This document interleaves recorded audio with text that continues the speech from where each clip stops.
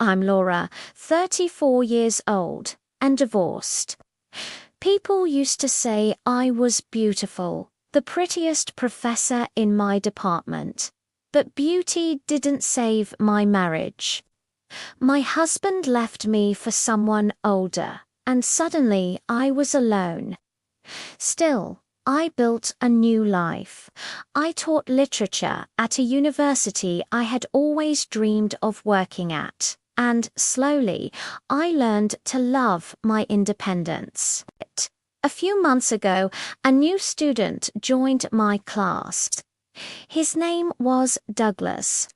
He was 24, a graduate student who always arrived early and sat quietly in the back row. The first time our eyes met, something shifted inside me. It wasn't his looks that caught my attention. It was the way he looked at me, as if I mattered not just as a professor, but as a person, as a woman. After my divorce, I had forgotten what it felt like to be seen that way. Douglas began staying after class to ask questions. He offered to help when I carried heavy books or boxes. One afternoon, my car tire went flat in the faculty parking lot. Before I could call for help, Douglas appeared. He fixed it without hesitation, without complaint. When I thanked him, he smiled in a way that made me feel something I hadn't felt in years. I told myself it was harmless.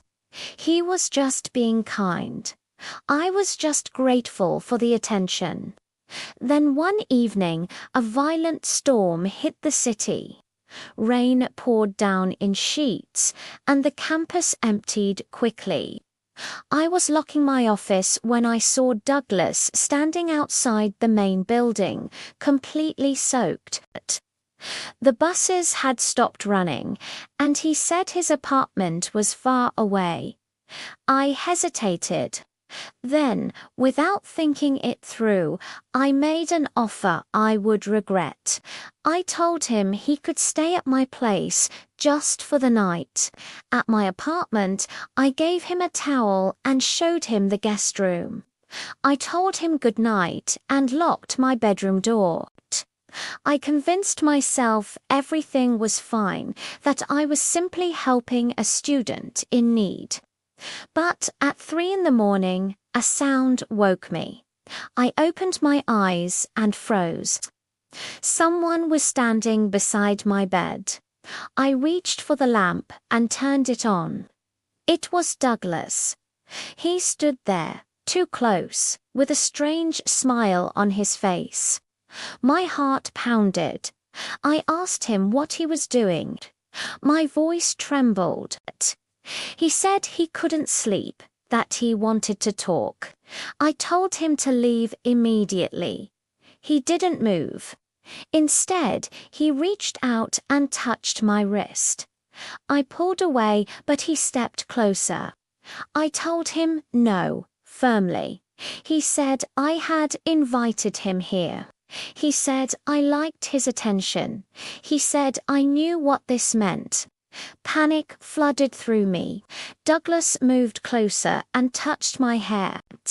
He whispered that we could be together, that I was alone, that I needed someone.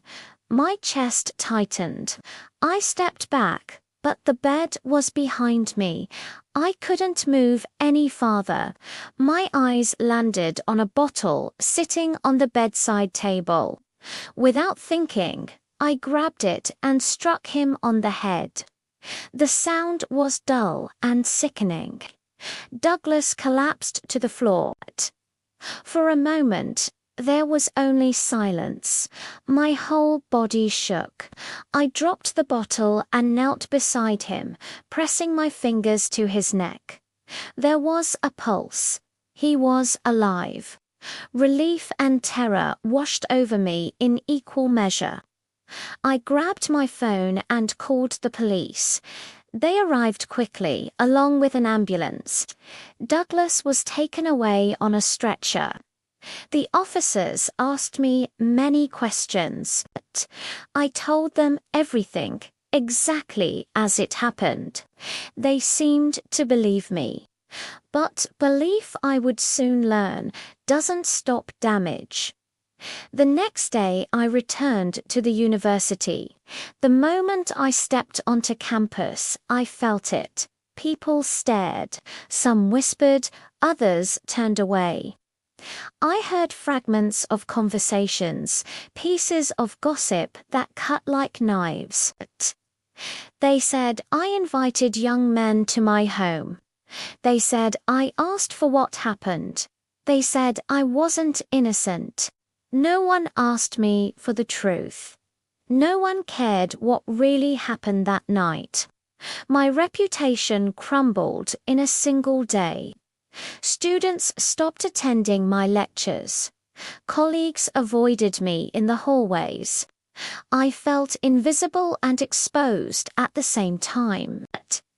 One afternoon, I sat alone in the cafeteria, holding a cup of coffee with shaking hands. Then I saw him. My ex-husband. He sat down across from me without asking. He said he had heard about me. He said he never expected this from me. He called me a dangerous woman. Then he told me I should have been more careful.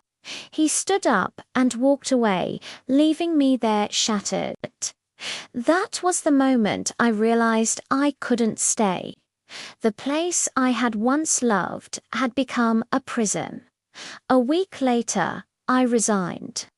I packed my books, my few belongings, and left the city. I moved to a small town where no one knew my name, where I could disappear. Sometimes at night, I still think about that storm, about the single decision that changed everything. I told the truth. I protected myself, and I still lost everything. Because a woman can be right and still be blamed. She can defend herself and still be destroyed.